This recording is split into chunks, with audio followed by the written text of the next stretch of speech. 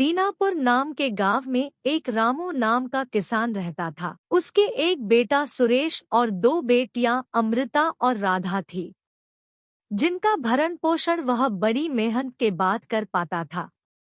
गांव में उसके पास एक छोटी सी जमीन थी जिसमें खेती करके उसका भरण पोषण होता। उसके तीनों बच्चे गांव के ही एक स्कूल में पढ़ने के लिए जाते। किसान की बड़ी बेटी काफी सुंदर थी, वह चालाक भी थी। धीरे धीरे टाइम निकलता है, तीनों बड़े हो जाते हैं।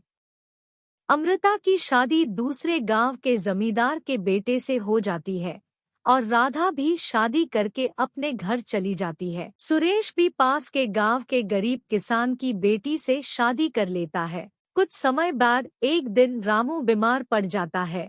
सुरेश रामू के इलाज में जी जान लगा देता है, अपनी जमीन अपना घर सब बेच देता है, मगर वह रामू को बचा नहीं पाता। अब वह अपना घर खाली करके एक नदी किनारे झोपड़ी में आ जाता है।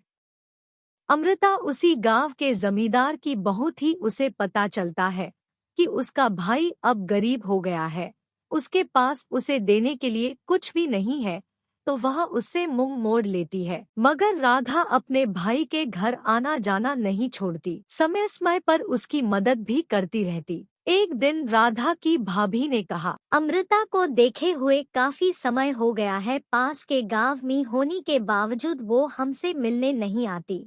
अब समय निकला तो अमृता की बेटी हुई। थोड़े दिनों में बेटी बड़ी हो गई तो उसकी शादी भी फिक्स हो गई। अमृता ने न तो अपनी बहन को बुलाया न ही अपने भाई को। वह सोचती कि वो दोनों ही गरीब हैं, मुझे क्या देंगे, और जेठानी भी मेरा मजाक उड़ाएगी।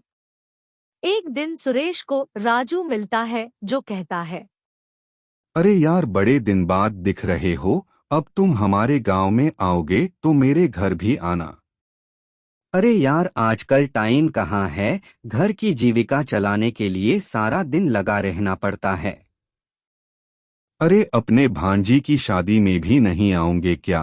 तुम्हारी भांजी की शादी तय हो गई है और सोमवार को बारात रामपुर के जमींदार के घर से आ रही है। उनके लड़के से तुम्हारे भांजी की शादी हो रही है।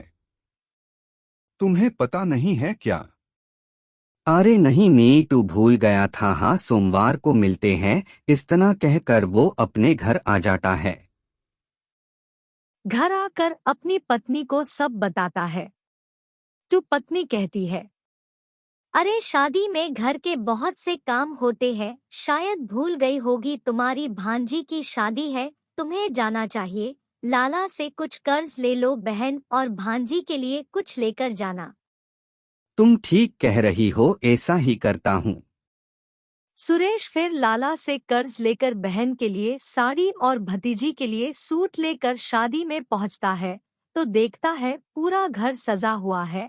वहां सभी ने अच्छे अच्छे कपड़े पहने हुए हैं और एक वो है जो पुराने कपड़ों में शादी में आया है।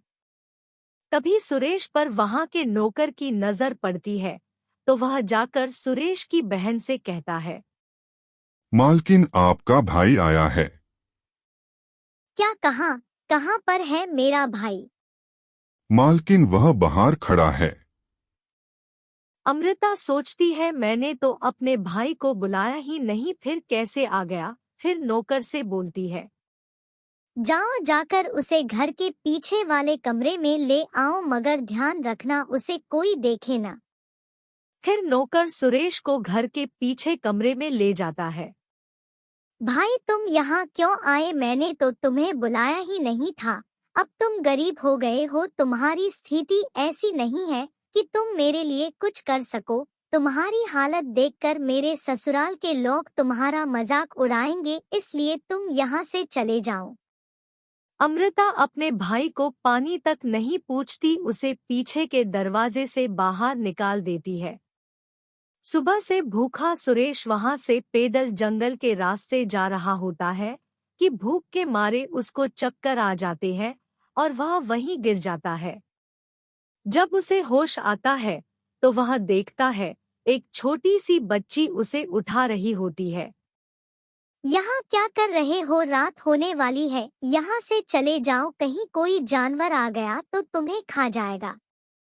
सुरेश सोचता है मेरी बीबी पूछेंगी कि तुम्हारी बहन ने तुम्हें क्या दिया, क्या लाए हो अपने भांजी की शादी से। वह यह सब सोच रहा होता है। वह लड़की बोलती है, क्या हुआ भैया, क्या सोच रहे हो?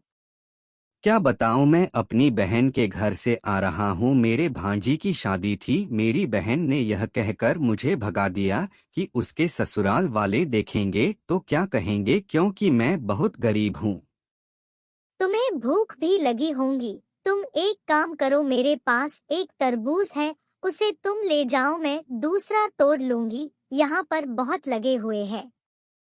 फिर वह एक तरबूज सुरेश को दे देती है। सुरेश तरबूज अपनी पत्नी को दे देता है। उसकी पत्नी जब तरबूज काटती है तो देखती है उसमें सोने के सिक्की है। वो जाकर सुरेश को बताती है। फिर जैसे ही वो सब देखता है तो समझ जाता है कि वो कन्या कोई देवी थी जो सुरेश की गरीबी दूर करने आई थी। इससे ये सीख मिलती है कि पैसे से रिश्ते मत तोलो, रिश्ते तिश्ते ही होते हैं।